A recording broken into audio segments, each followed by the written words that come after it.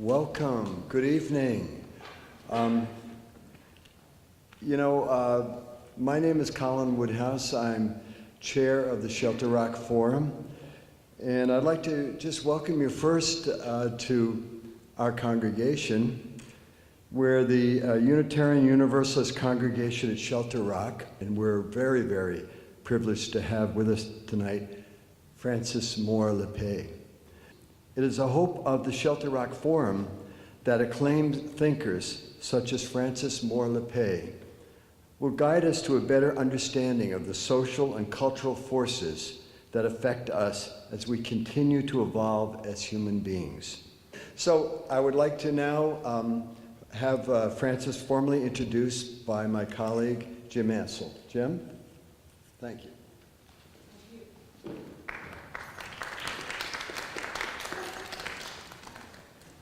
Welcome. Francis Moore Lepay is the author or co-author of 19 books, including the 3 million copy Diet for a Small Planet. My wife has her copy still. Francis is co-founder of the Oakland-based Food First and Cambridge-based Small Planet Institutes.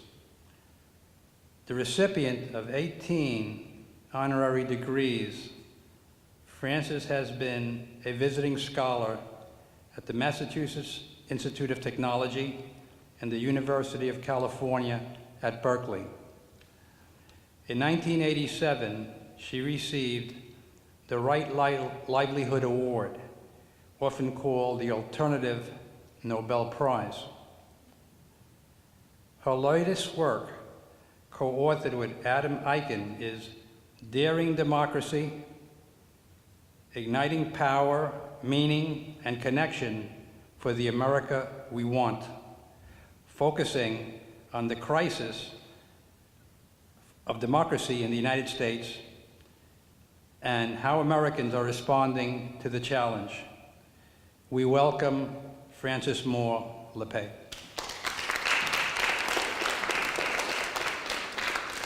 Thank you so much, Jim, and thank you, Colin, and I also wanted to thank Sharon Esposito and the whole congregation. I feel very moved to be in a UU community because my parents founded a Unitarian church in Fort Worth, Texas during the McCarthy era and integrated it while the city was still segregated. And my life was deeply formed by the principles that you enunciated. I noticed the word democracy, I noticed the word dignity, and those are two of the most important words and concepts in my life's work. And I think it was from a child walking up the steps of our church and seeing those principles. So I'm very, very happy to be here tonight. You can see the smile on my face and the memories that it brings forth. So tonight, I am going to take you on a journey, and get ready. It's a kind of complex journey to discover the power of hope. Eyes wide open hope, which is what we need now more than ever. And so to orient you, and I'm going to come back to this in the end of my talk, I want you to notice that smile on my face in this photograph. And I want to take you to that moment that was life-changing. We almost have reached the 3rd anniversary of the moment that we arrived in Washington after having marched from Philadelphia. I didn't think I could walk 10 miles, and I made it over 100, for democracy reforms. And as I'm going to bring out, this was 3 years ago, and one of our champions of our democracy process reforms of voting rights and money out of politics was John Sarbanes. And if you've been listening to the news, you know that John Sarbanes has now brought forth H.R. 1, which is a package of democracy reform. So we're really feeling the joy of having made this march and put forth these deep reforms I'm going to come back to later in my talk. But I want to just share this experience as a framing of the rest of my talk. So there I am. We were just leaving Philadelphia at that point, and as I said, I didn't know if I could make it. But what happened to me in that march was absolutely transformative. And Adam and I, my young colleague, 49 years my junior, co-author of Daring Democracy, we spent a lot of time trying to figure out what had happened to us over this 11-day march. And we came then to describe it as discovering or experiencing the thrill of democracy. Because we grow up, if we're lucky enough to have civic classes anymore, but we can grow up with the notion that democracy is a dull duty, something we've got to do to get our yummy dessert of personal freedom. But we came to see and to feel in our bones something very, very different. And so very briefly, what is the thrill of democracy that we experienced on this march? It was discovering that we could bond with people totally different walks of life, and the bonding of realizing that we had this common, total commitment to the principles of democracy, no matter what class and race and experience difference. And that was life-changing. Second, we began to call civil courage, which is pretty simple. The idea of doing what you thought you could not do, and then feeling, oh, I could do that. Maybe I could do the next thing I thought I could not do. And just from hearing you all at dinner talk about your experiences, I know that many of you, if not all of you in this conversation, the congregation, are in fact discovering that part of the thrill of democracy, of really civil courage. And the third element was this moment in which we were approaching the Capitol and the last day of the march, and the dome came into focus. And Adam and I both started weeping, and we couldn't figure out what was happening. And we began to name it in conversation, that we realized what was changing. It's suddenly we looked at those august buildings and realized, oh, they work for me. They work for us. We're not outsiders pleading, oh, please pass this. They are our representatives, and that sense of ownership of our democracy. So I'm going to try to make this real through my talk of how I got to this place. But I want to then, the beginning of this journey, I believe, is to recognize that we are in a fierce storm. And the virtue of a storm is that sometimes it will uproot a tree and we can see its roots for the first time. And so I would love to converse with you about this, but the roots that I identify are threefold, and they are interacting. We are in a crisis, particularly in the United States, and globally as well, the three interacting forces. One is what we've come to call our rigged democracy, the way too much power of money in our political system. And that leads then to distrust of government and suspicion. Many other aspects of it, but I'll just say that I'll feature the money piece now. Then we've come to see that our economic system, this market system that's supposed to work for the benefit of all, has become more and more brutal in its outcomes, in its great consequences of concentrating wealth so extremely. And I will explain this a bit more. And the third crisis then is what I call the catastrophe of climate change. And so we have to go through this evening, I would invite you to go through this evening, understanding that we have three interacting forces that define the crisis in which we are alive. Now, where does it come from? How did we get here? This has been the question of my life. And the greatest gift at age 26 and starting to write Diet for a Small Planet, this was the greatest gift. The gift that I realized that we see the world, we humans, in a very special way. We see it through culturally determined frames. We don't see the world as it is, but as we are. And so I love to quote Albert Einstein, who sort of put it very simply.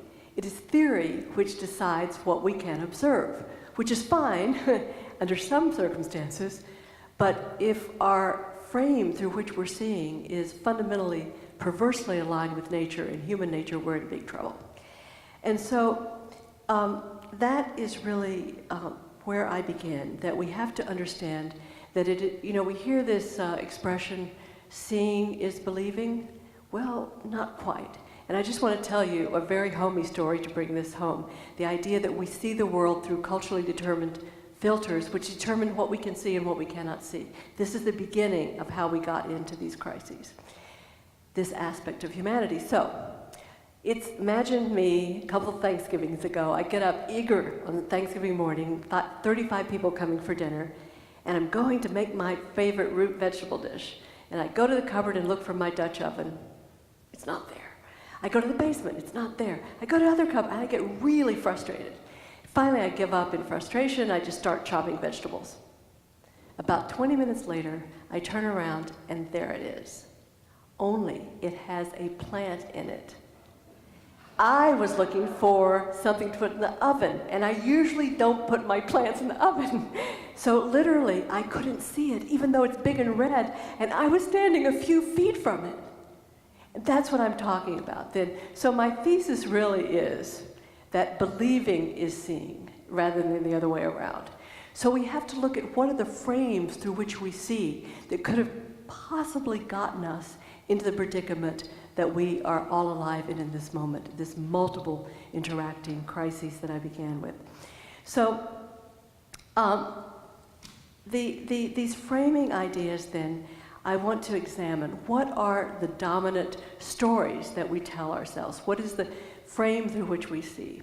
And I want to just suggest that perhaps in my lifetime, I was born in '44, so the first framing story was really from my childhood to my adulthood, that part of the American way, both Republican and Democrat, was that government was there for us, that it was a vehicle through which we can express our values.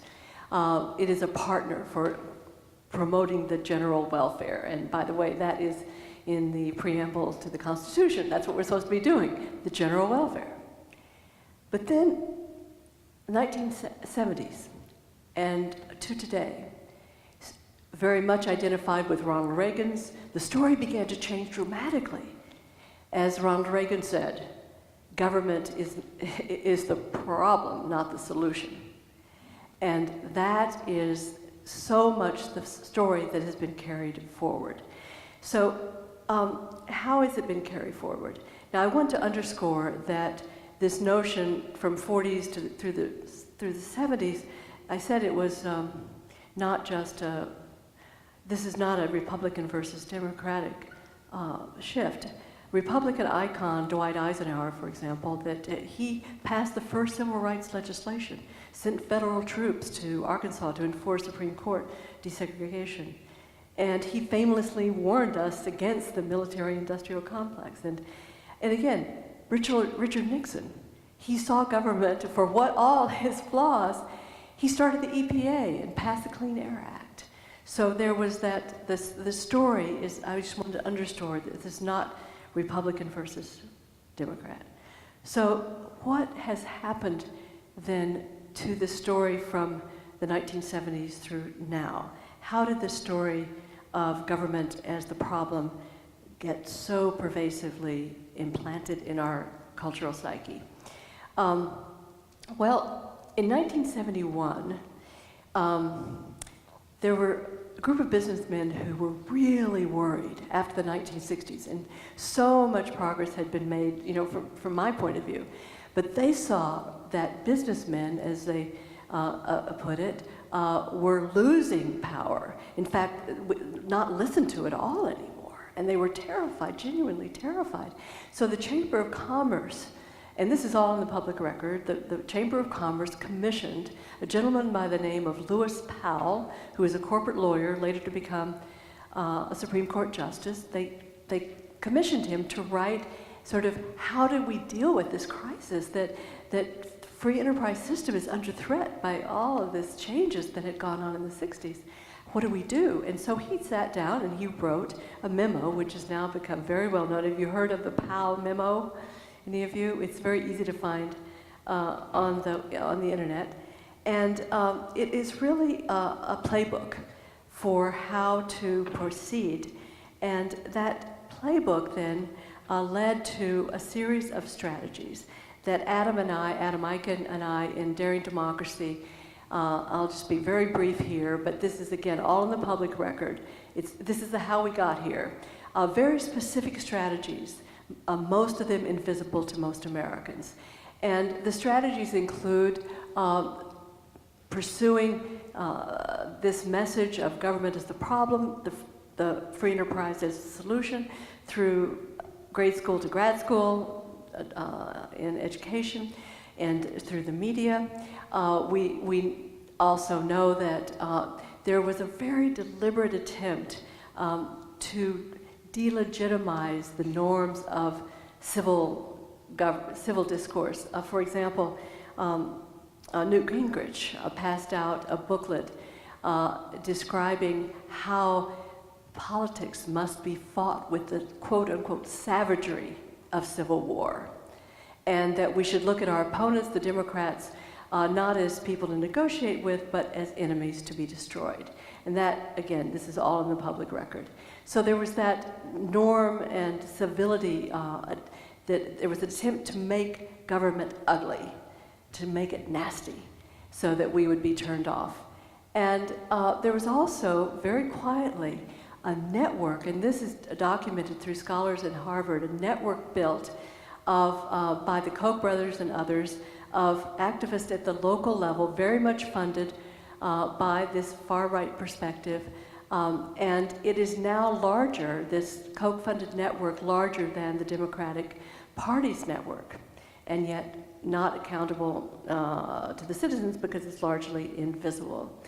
And then what this strategy has been also very effective at is coordination of funding, so that funders are all on the same page and they meet regularly. So this is then our sense of how we got here. And I'm not saying that this is a plot, this is deceptive. Some of it has been, but this is really coming out of a different worldview, is what I want you to understand. And out of it then came some very effective rigging of our rules of voting, as some of you are aware of the whole problem of voter suppression that is very, very well documented. And the Citizens United decision, until I did the research for Daring Democracy, somehow I thought, oh, that case that was decided that so privileged corporate voice and money, that money is speech in our political system, oh, that just sort of spontaneously arose. Actually, I know many of you have heard of Betsy DeVos, the education leader, Department of Education. It was her family that funded that legal case and kept it pushing and pushing and pushing and pushing. So again, it's a very deliberate strategy coming out of a particular world view.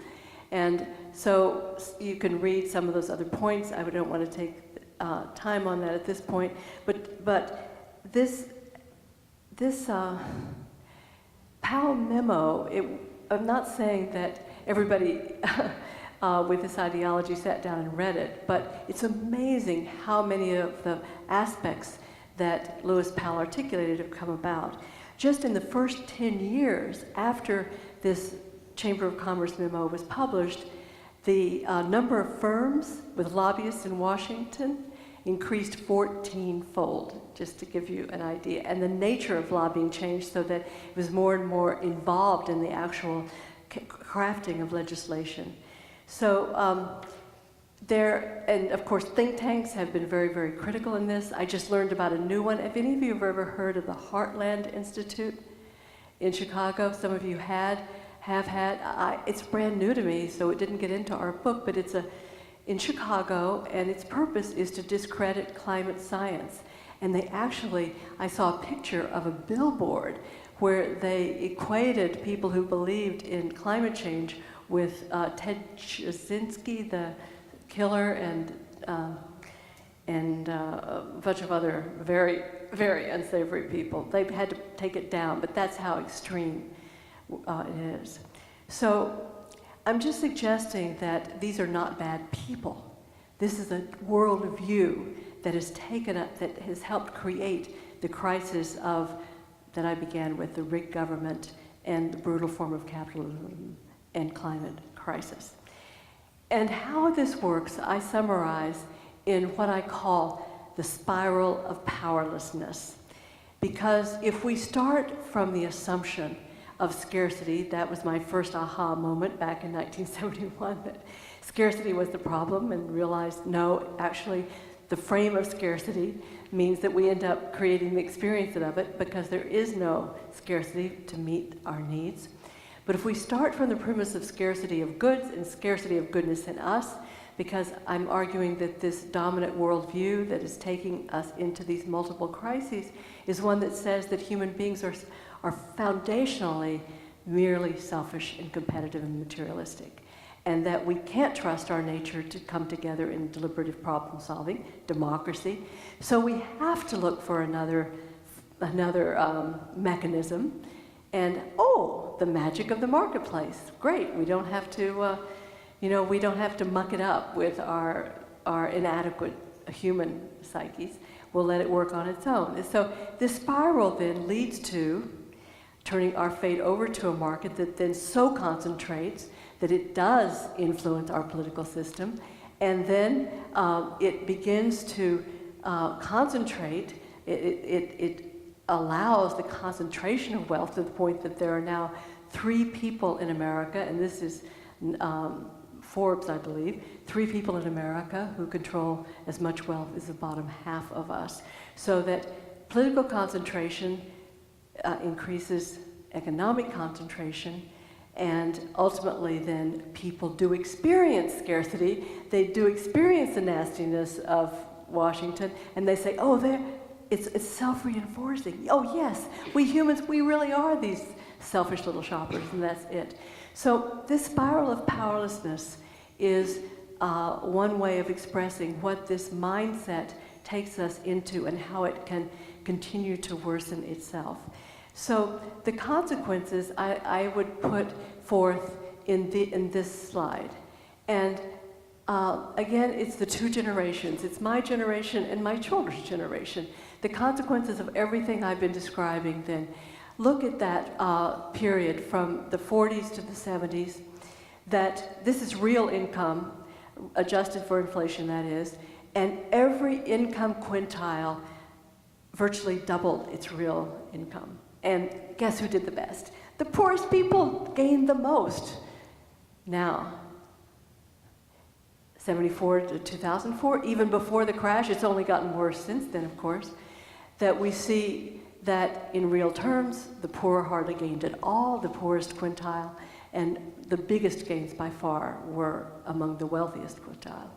So this is the consequence then of, I believe, this mindset, this permeation, this infusion of these ideas throughout our culture, and creating this spiral of powerlessness. And so, my argument today is that the consequences then are not only that, of course, our physical needs aren't met, the most tragic, I don't know why this just touches my heart as much as any of these horrible figures about where we are as a country, but half of babies born in America today are so poor that they must depend on public aid to eat. Half in the richest country in the world. So not only are there these horrific real life consequences, but I also argue with you tonight, I present for your consideration tonight, that the reason for our crises of our democracy and this brutal form of capitalism is that it fails to meet deep, deep, deep psychological, emotional, spiritual, human needs as well. And so I'm going to venture that the dominant story is failing to satisfy because it denies these 3 human needs. Our need for a sense of agency, so power, voice, meaning beyond our own survival, and a connection to each other and the earth. And that, to me, those three deep human needs that are virtually universal, they are the essence then of dignity and of democracy. So that is really my best way so far that I've found to try to explain to myself, to find something that helps me understand how could this bright species get to where we are today. And the power of ideas is central to what I've just presented. So, what is the new story that is emerging? That is the key question. What is the new story that we are creating together? If this story, if this set of way of seeing life is not working for us, what is the new story that can work for us? And that is where my attention is right now. And so to define that new story, I want to suggest that from that moment 3 years ago, you saw me with my hand in the air and that huge smile on my face.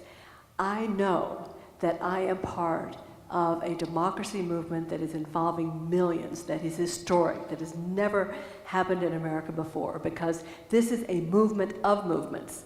This is a movement of movements. It is, what I mean by movement of movements, it involves the Sierra Club that we think of as environmental, or Greenpeace, and labor movement, but also Common Cause and many other groups that have historically focused on democracy itself. And they've all come together, and just one network called Democracy Initiative, you can look them up, and they have a weekly update that you could subscribe to. They are representing now 40 million Americans across all of these issues, working for system reform. So this new story we're creating is fundamentally about a democracy that, with that sense of ownership that I talked about, it's ours. And people who've never been engaged or were picking out a particular issue are now adding democracy. Somebody said to me once, because they knew that food was my issue, they said, "Frankie, you know you can love 2 children at once." And I said, "Yeah, I got 2 kids, I get that." So we're not asking then people give up their issue, but democracy is the embrace of it all.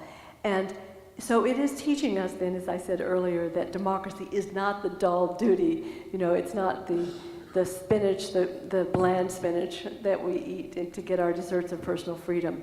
It is meeting these deep, deep human needs that I identify. So what is the contour of this democracy that can create conditions that can bring forth the best in us and keep, because my theory of humanity is not that we are just Democrats in hiding, but that yes, we have a very complex character, but we now know that there are certain conditions that bring forth our democratic character, our better selves.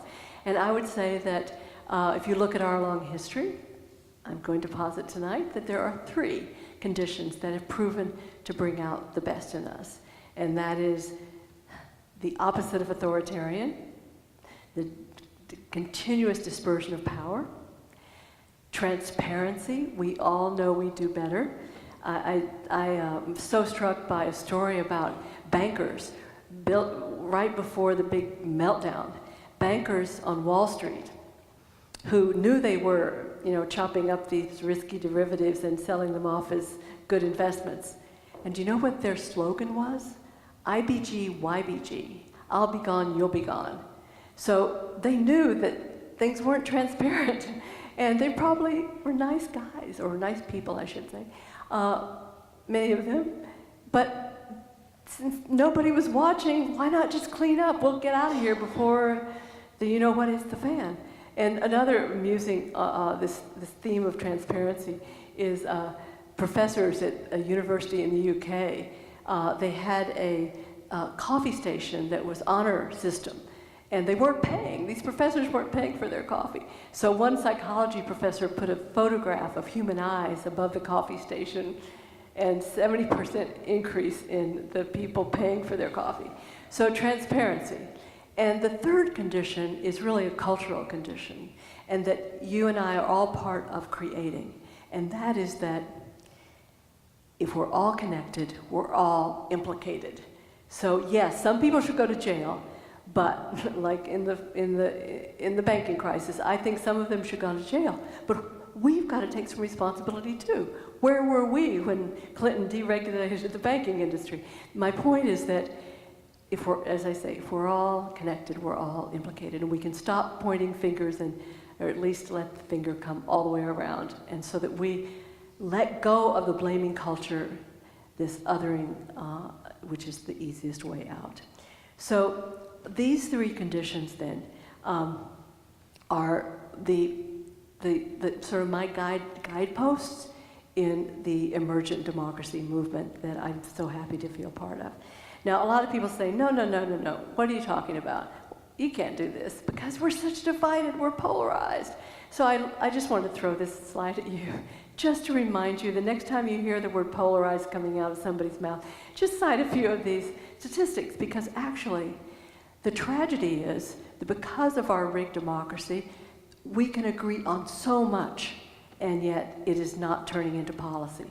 So please, please, please counter in any way you can this idea that we can't move forward just because of polarization. That really is the wind up to the good news that indeed we are making real advances across the country in democracy reforms. Just in the midterms in November, that there in 17 states and cities and in one county, that the serious reforms passed.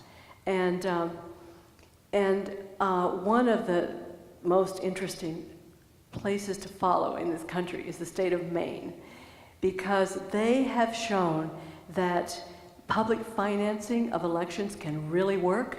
I became friends with a waitress who,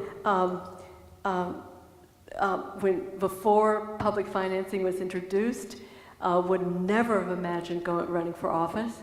Once public financing was introduced in Maine in 2000, I believe, her friend said, "Deb, why don't you run for office? You're a natural leader." And she said, "Well, you're crazy. I don't have any money." And they said, no, you're not paying attention.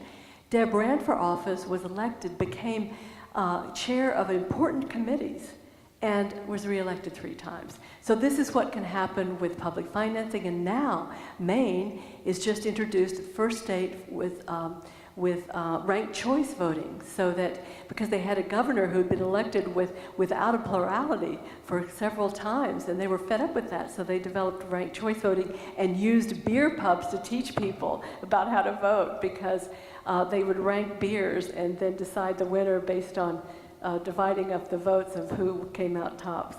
So there is a lot happening that we're not aware of. And I just want to tell you about another aspect that I'm excited about in Seattle. In 2015, they passed democracy vouchers. So every citizen gets 4 vouchers of $25 that they can assign to whoever they want to win. And one of the results is a lot more youth participation and others as well. So then back to this overview slide, I wanted to tell a particularly moving story. Many of you probably are aware. How many of you are aware what happened in Florida in the passage of Amendment 4? Do you know what I'm talking about? Well, just briefly, for those of you who don't, Amendment 4 restored the right to vote to 1.4 million people in Florida who had committed a felony, had paid their dues in prison, were out, but they still could not vote. And this was started by a man who was a lawyer who had been imprisoned, got out, and he still couldn't vote, became a lawyer, and led this 64% of the vote. And that's going to have huge, huge impacts. 1.4 million people. I believe it's 1 out of every 5 African Americans. So that was another really exciting moment. And then this is my new hero, Katie Fahey in Michigan. She went on Facebook and just posted that, you know, about how bad gerrymandering is in Michigan. And within no time, she got, this was historic speed. I've read about her, and historic speed, got so many volunteers that they passed a law that says that the Michigan has to have an independent commission to set fair districting guidelines, fair districting lines, so that gerrymandering is over. And it's a very young woman who, it's just glorious to me. So it's not possible to know what's possible. Katie shows us that. So, so now I just wanted to give you that broad sense, and to, before just going through some of these very exciting and surprising things that are happening, remember when I was describing how we marched to Washington for a series of democracy reforms? Well, our champion was John Sarbanes of Maryland, and he spoke at the end of our conference about the goal of an omnibus bill that is now H.R. 1 that has been introduced, and it has a huge number of supporters in the House, and it is not going to be passed, no doubt, with the current Senate, but nonetheless, it is a bill that really addresses some of the root crises of money in politics, of voter suppression, making voting much easier, and it is really, it is historic reclaiming of our democracy. And I just looked before I got here about what was happening in of representatives in Long Island, and learned that, I made notes somewhere, we can go over it in the Q&A, of where the Congress people from Long Island stand on this, because one of them has supported it and two have not.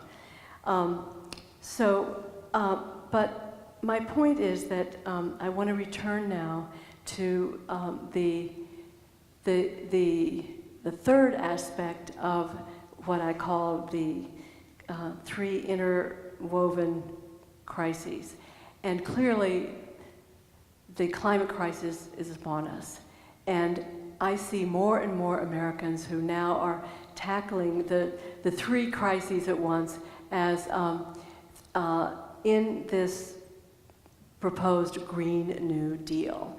And the reason I'm so excited about it is precisely because it is so comprehensive, that it speaks to my message tonight, that we can't address just the economic injustice piece of our system, or the political piece, or the climate change piece, that we need to embrace them all and move forward together so that we can have that kind of great participation and energy and everyone behind it. So I've been really trying to understand more myself that how possible this is. You know, it's been, the Green New Deal was ridiculed by several Republicans, as you may know, and yet when I started really looking into it, that there was tremendous advances already being made, that even without trying, we had reduced greenhouse gas emissions about 18% I'm forgetting the exact year, so I don't want to talk about those, but significant, and without even a huge effort. And so this this bill then will really bring together creating millions of new jobs, and really, I think, allow us to see the unity of these crises and their root causes. So here is something of that the Green New Deal is something that is that is sort of the description of it, the basic idea of it. It has to do with moving toward this, making the U.S. a leader, moving towards zero net greenhouse gas emissions by 2050, and millions of new well-paid jobs, and in the process, so much benefit to those who are the most suffering in our society. So I think that we have already, doesn't that surprise you that we've already, without trying, have made some progress? And so that is very encouraging to me, and that these indicate that progress is possible. You know, I mean, I'm sharing this information just because I think so much of the news is so discouraging about our possibility of actually coming to grips with the climate crisis. And so I put this here to just encourage us that Europe has already shown what's possible without, you know, with a high quality of life, and that 3.2 million Americans have jobs in clean energy, 3 times more than fossil fuel. And that I love this because I grew up in Texas.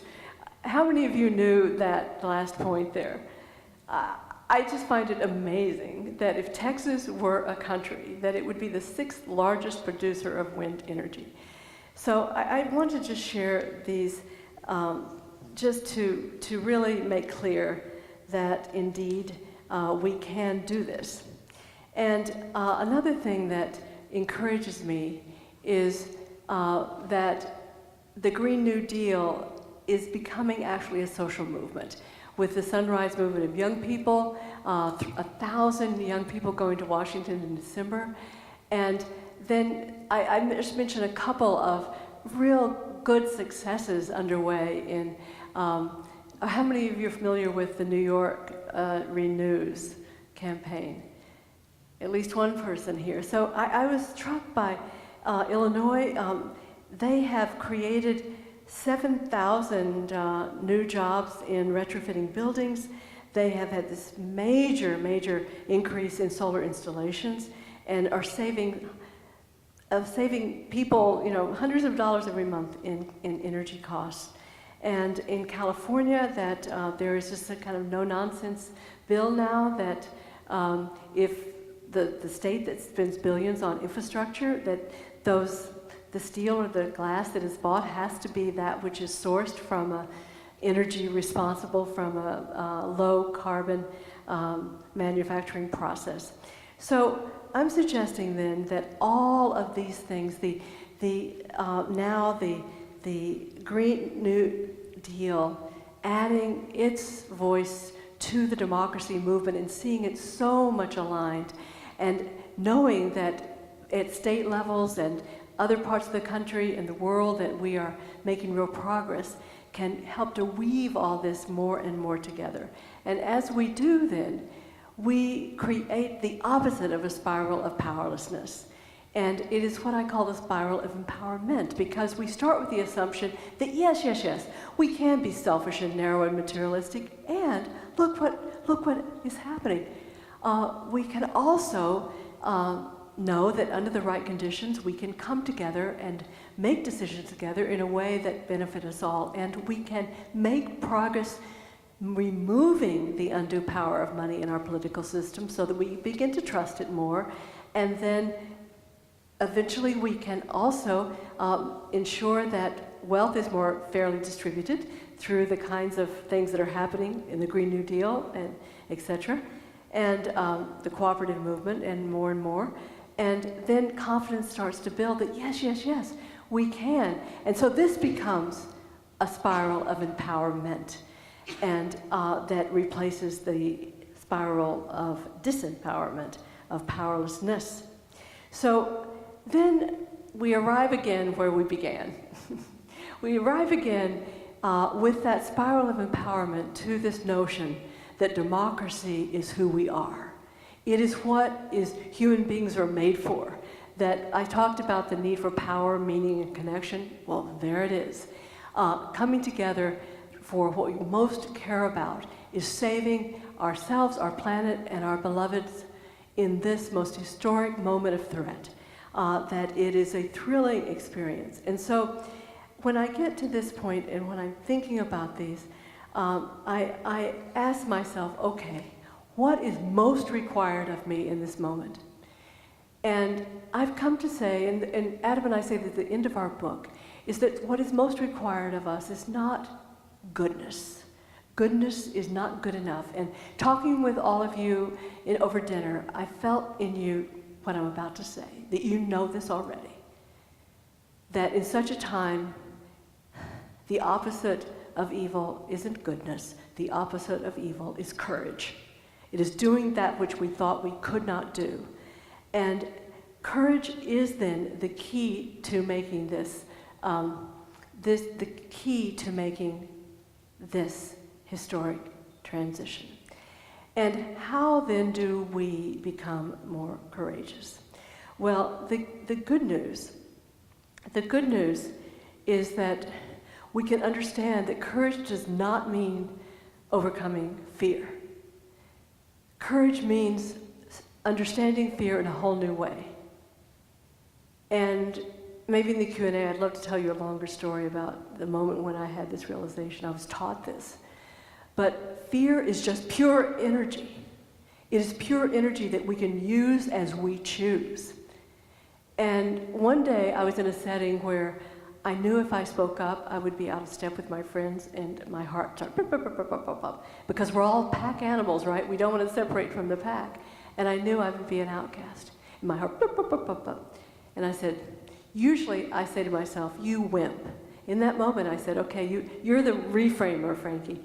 Reframe that as inner applause, telling you that you're exactly where you should be. And so this is what, and I just have this sense about this congregation, that you've already gotten this. And I want to celebrate you for that. But that energy of fear is that which we can use right now and transforming it then into courage. And the great thing is that courage is contagious. And I love this story about, I believe it was the early 60s, it must have been, the story about women strike for peace marching around the Kennedy White House in the rain and feeling really futile and silly. What are we doing? Nobody's paying attention. And then later they found out that Benjamin Spock had driven by that day and said, oh, if these people can be out there in the rain protesting, maybe I should pay some attention to this. And he became a national leader, and Kennedy had signed this nuclear test ban treaty within a year or so. You never know who is watching your courageous action. So that is the beauty of it. The beauty of it then is that we can get really serious about how to build more courage. And since, I argue, we are profoundly social animals, which is fantastic, it can also be our Achilles heels if we're so much a pack animal that we other. That's a longer conversation. But my point is, how do we become more courageous? How do we become more courageous? By accepting, understanding how contagious courage is. And if you want to become more courageous, hang out with courage. Find somebody more courageous than you are, and I like to say marry them if you can, because you will absorb that. So I'm serious. Think of who in your friendship network is more gutsier than you, and make sure that you spend time with them, and you will become gutsier. So that is really a lot of my advice to you, and that I know that really that you are people who have already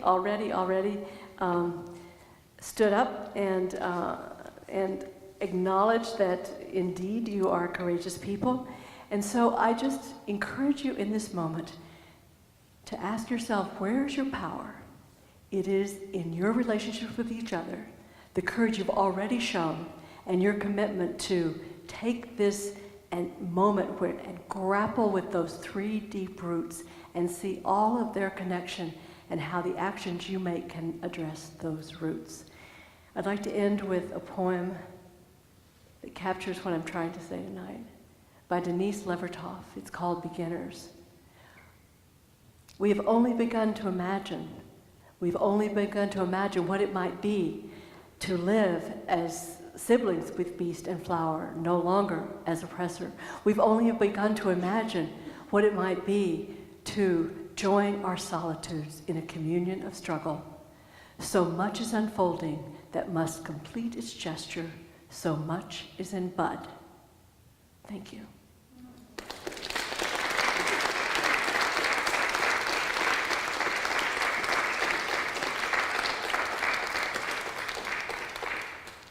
So I did cover a lot, didn't I? Not, the older I get, the harder it is to pare it down. So forgive me. Thank you very much, Frances, for your wisdom and your heart and your passion and compassion. Let's open it up for questions. Anybody have some questions? You did cover quite a bit of ground. Sorry. I said you did cover quite a bit of ground. Oh, did cover. Well, I've been an advocate for many things in my life, the environment, peace. Now I'm part of a group called Citizens for 5G Awareness and the rollout that's taking place. Beautiful. And I don't think people understand the connection to the climate and how much energy that this technology consumes. And I'm an electrical engineer, a safety certification engineer for 21 years. This technology is not safe, and it's just a big giant power grab. And everybody, you know, I actually spoke at a committee on Long Island that had to do with the Climate and Community Protection Act, saying, you know, individuals are being asked to use LED lights, which really aren't even healthy and good for us, to conserve electricity while this rollout is going to just, you know, the consume and the data centers, and I could go on and on. But Could you tell us where we should go to learn more? I'd really appreciate it. yes, Citizens for 5G Awareness. Citizens for 5G Awareness. .org. Yeah. Wonderful. And, we update Thank the you so page much. daily, so thank you. Thank you. It's a really big challenge you've taken on, and we all honor you. I'm sure I do. Hi, so my name is Wendy Eden Harris, and as I told you before, I read Diet for a Small Planet when I was 16, and it changed my life. It opened my eyes to factory farming and plant-based versus the animal farming, how many more people can be fed. And so that was a few years ago, and since then I have been in the natural products industry for more than 30 years, and I'm an activist, and I wanted to tell you about something that we have in Long Island. We had in January for the sixth time, it's called the Real Truth About Health Conference. It was a free 10-day conference. Wow. And you can access all of the talks free online if you go to the realtruthabout.health.com. And so it's a free conference in order to share the information, in order to get people to understand what's going on out in the world with the climate, with health, food technology, all the different technologies. And all the speakers are all authors of books and experts in their field. They're scientists, researchers, professors. So I encourage everybody, because the whole purpose of it is knowledge is power. So when people hear from the experts, then they can make changes, because this really has to be a grassroots effort amongst everybody.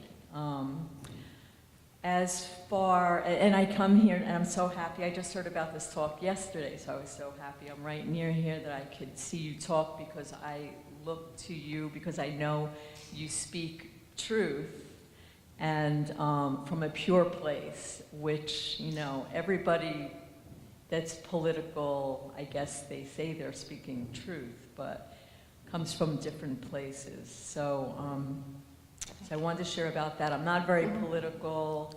I kind of feel powerless around politics, because I know so much is happening behind the scenes, and I'm not interested in spending all my time learning about that. But it's very important work that, you know, that you're actually going out and speaking to people. I hope this is live stream. And what else did I want to say? Oh, I also mentioned to you that Marianne Williamson is running for the Democratic Party ticket, and, you know, the chances of her winning are pretty close to nil. I don't want to be negative, But the important thing is that she's getting out and giving people a different perspective on how we think about politics and how we think about changing the world, and how every person's attitude and actions are important. You know, we make ourselves small, that it doesn't matter. And it is huge. I mean, what's going on out there, I won't go into. There's so many things that need fixing, so many. You know, like to change things by 2050, that's, 30 years from now. So people are allowed to pollute for like the next 30 years. I mean, I've been hearing things like that for years, and it just seems utterly ridiculous. And we all really need to learn more so that we can do more. And I guess. Thank you, thank you, thank you. Thank you. Yeah, I think what you say underscores a message throughout my talk, is that the more that we can share with one another the actual steps that are happening, because I think despair is our greatest enemy right now. And I think there was on that slide, just to talk about the progress points, I think on one of my slides it was talking, say, that there are now several states, 3 or 4 states, that have 30 to 37% of electricity coming from renewables. So, I mean, that's not nothing, that's the beginning. So I just want to stress that the idea of that things are in process, things are happening, and how do we stay tuned into those? Please, another question. 2 points. Recently in the Times, a very distinguished scientist, I don't remember his name, but he did point out that we are now, I believe, 2 degrees Fahrenheit above normal, and if we don't stay that way, if we go to 3, there are countries, people, it's going to be absolutely worse than it is now. And the second point is that the Green New Deal does not, the agenda, there is no platform for a plant-based diet to make people stop eating animal products. Where's the platform? That's what has to happen.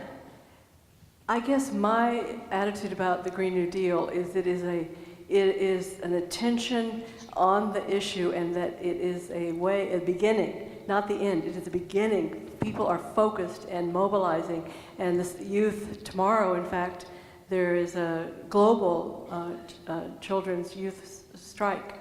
So I of course, having written quite a bit about food and climate change, totally agree with you. But for me, I'm just so excited that there is this now. There's a conversation, there's attention. People are learning about how far we have to go, and that it's possible that we can do this. This is what I want to emphasize. That for example, I call my eating a plant and planet-centered diet. And it's a celebration of all of these foods. It's not denying myself. I've never felt like I denied myself. So I think that the more that we can communicate this sense of possibility, and I just push back a little bit, instead of condemning the Green New Deal for what it doesn't have, embrace it as a beginning. And because I know many people who are part of it want to add that piece, and that can be added, so that at least we have a discussion, and we have a framework in which equity and dignity are connected to climate change action. These are not separate. And the human right to clean water, I just learned that there are now almost 4,000 communities in the US that have lead poisoning of children that is at least as bad as in Flint, Michigan during the worst of the crisis. So, this is the kind of thing that if we start addressing all of these, then we can, to bring us all together on one page and extend to our diet and how we grow food. Absolutely. So, what? Yeah, and I'm part of the effort to extend it, but I just want that energy to be, let's go for more. Let's go for more. Hi there. Okay, three things. Number one, very quick. Andrew Jackson said, one man with courage makes a majority. So I'll add that. Number two, I love quotes. I heard on the radio, it was attributed to Yogi Berra, but I could not find that for him. But similar to what you said, except in a little different way, we cannot see what we don't believe. And Yeah. Stephen Hawkins went to a science classroom in London and tried to talk about the Earth and the founding of the Earth, and half the class said the Earth is 6,000 years old, and Hawkins said, but I have proof right here that it's millions and billions. No, the Earth is 6,000 years old.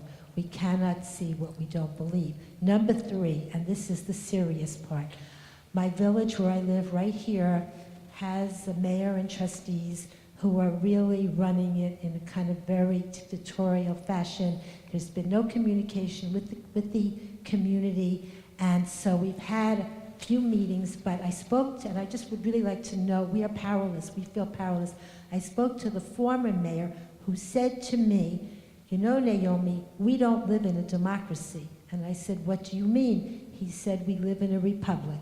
And there seems to be nothing we can do, seriously, to stop what's going on. We're trying our damnedest. He said, the former mayor said to me that there is, I said, isn't there such a thing as like a referendum?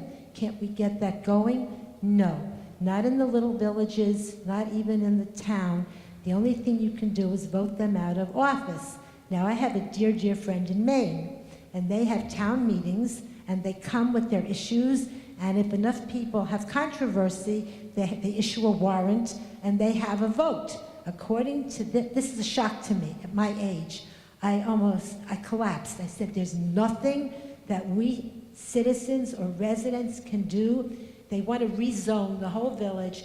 It's all becoming tax-free because of religious institutions. We already have 23 synagogues in our little village.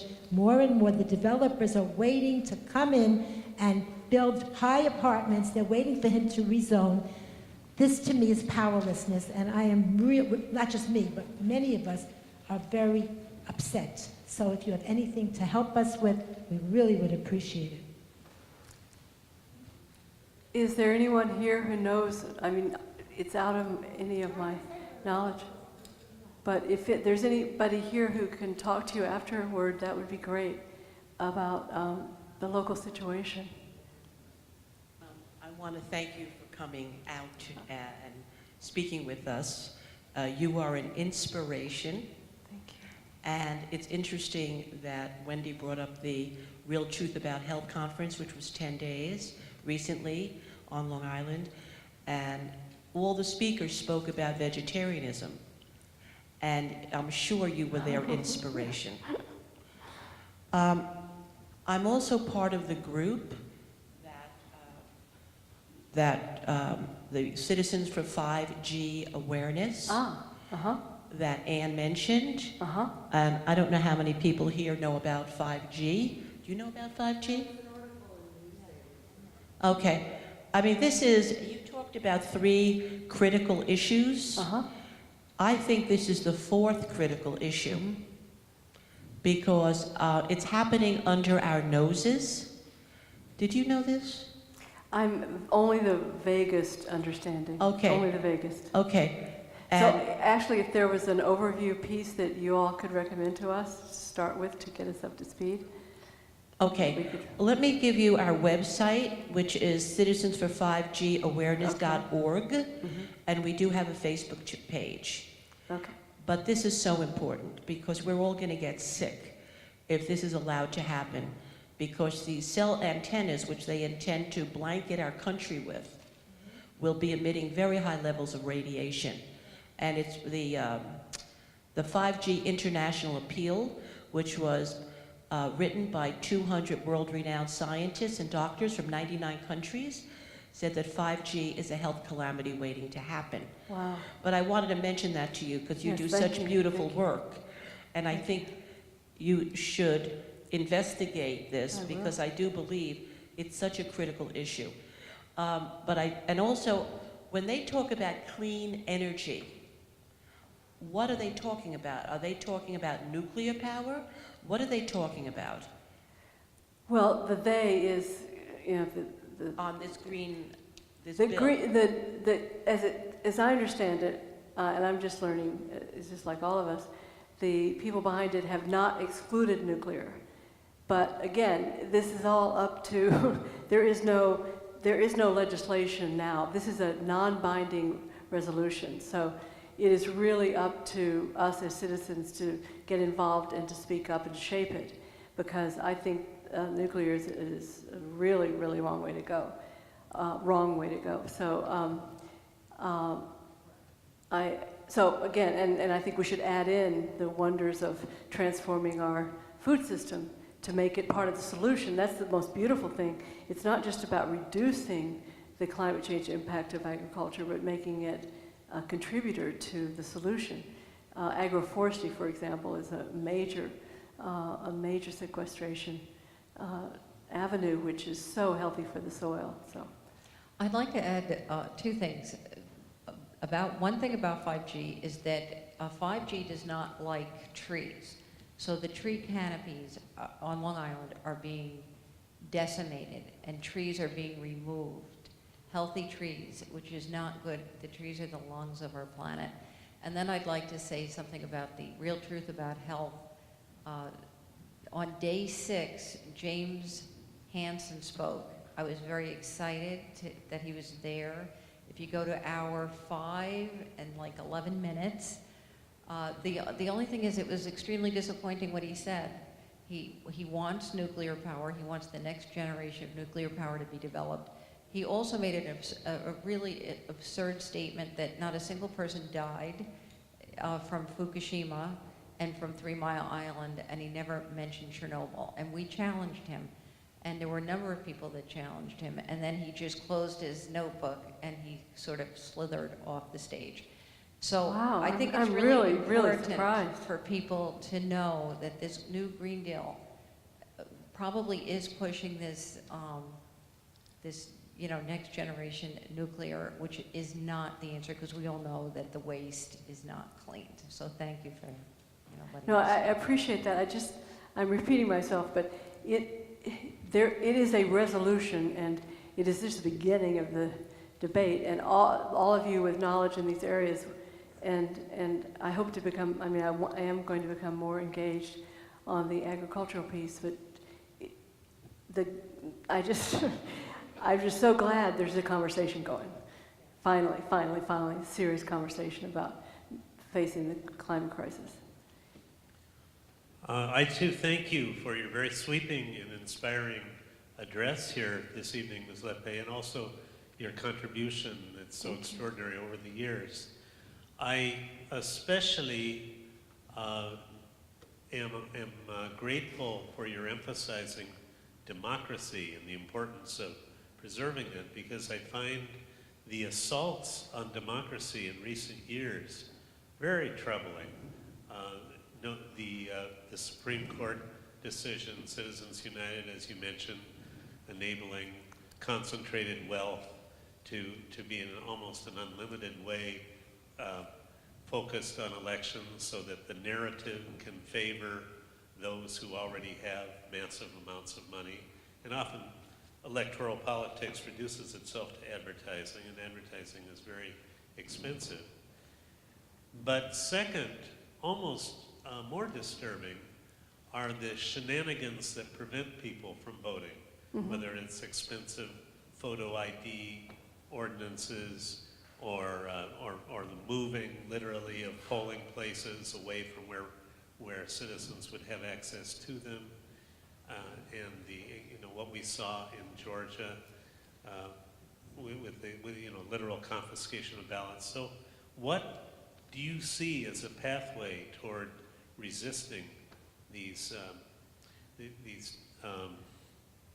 damaging blows to our democratic approach that we so cherish? Well, what most excites me about this movement of movements, the democracy movement, and within the next couple of months, our Arnold Institute is teaming up with Democracy Initiative, and we will have one web hub for you can see the breadth of the movement, and you can dive in and through it and see exactly what's happening on resisting and reversing voter suppression rules.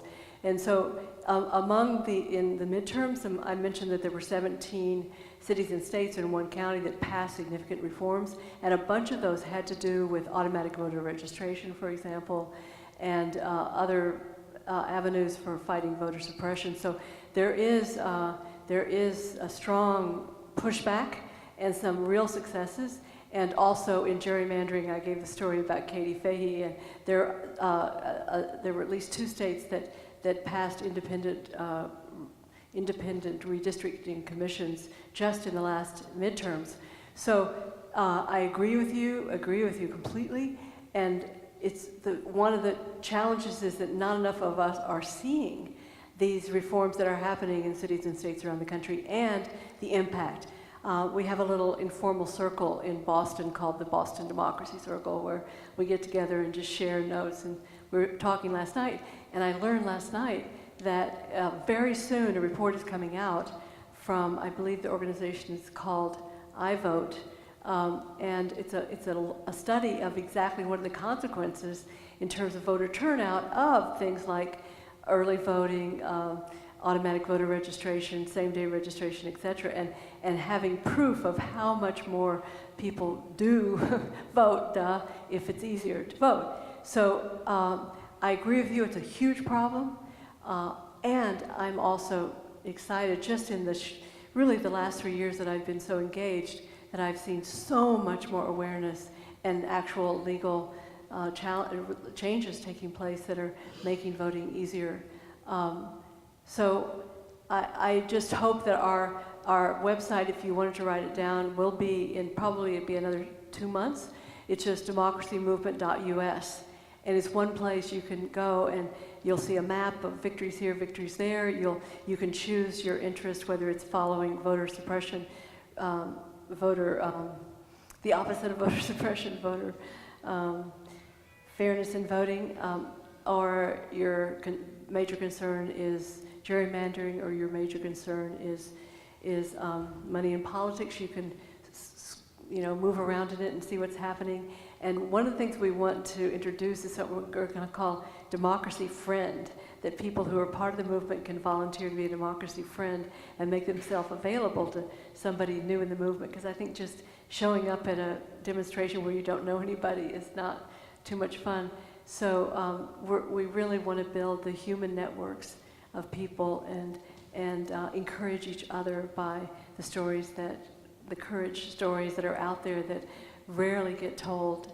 So I hope that this is going to be a contribution that, because I feel so moved to be in this congregation where I just, from the stories I heard at dinner, you were involved in such important, and I feel that our work could be of service to you. I hope our books as well as this website that we hope to launch, we will launch in the next couple of months. So the website, it's just democracymovement.us, and there's nothing there now, but we're getting closer, and hundreds of organizations will be accessible through that, and hopefully it'll be easy. And you're the kind of people, I can tell already, you like to give your ideas, so please, if you are interested in, you can see that as a valuable tool, even if you're disappointed it's not everything you want, please give us feedback, and if you have any expertise in such things, give us very specific things that you think we should do differently, and if you could help. Are you looking for coalition partners? Always, yeah. So we're trying to get, you mean in this democracy movement writ large?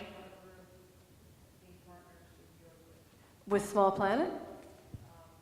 We're a little think tank in Harvard Square, but we try to, sorry. Your democracy movement. Yes, the democracy movement. It's not just people, right? It's organizations. Yes, and right now, so far, we've identified about 200 organizations that we're reaching out to they want to self-identify as part of this broader movement, and we're organizing them into these 3 focus action areas.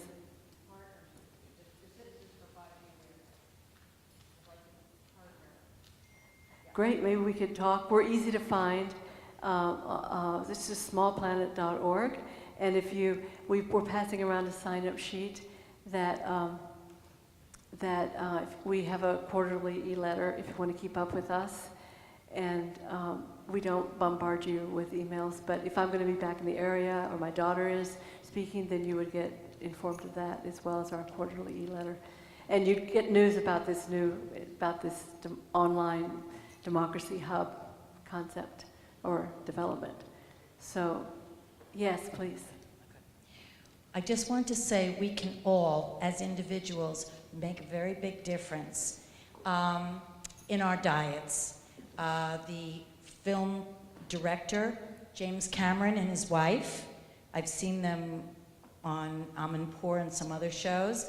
They've researched, they've written a book, and they say that if people give one of their meals a day, one of your 3 meals a day, and make it totally plant-based, your impact on the environment in the course of the year would be like taking a car and driving it from New York to California. Wow. So if you think that you don't make a difference as an individual, even just adjusting your diet a little bit can make a very big difference.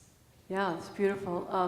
Our book, World Hunger 10 Myths, which came out in 2015, we have a chapter on climate change, and we use the most conservative estimates, but what we used in that book is that 20% of our global greenhouse gas emissions is our food system, and 14.5% based on the UN studies are livestock alone. And so clearly, that seems very much in line. And so what I've started calling my diet is a plant and planet-centered diet, and so that to really emphasize that we're not. I love to emphasize how much, for me, choosing a plant-based diet was never a sacrifice, never a moment of sacrifice. It was all about discovery, because in the plant world it's all the incredible diversity of taste and color and texture and everything. So the more that we can put out this wonderful opportunity to actually enjoy life more as we move to a plant-based diet. And so I really appreciate that, and I'd love to get that source. I'd love to be able to cite that. So it's Cameron, you said?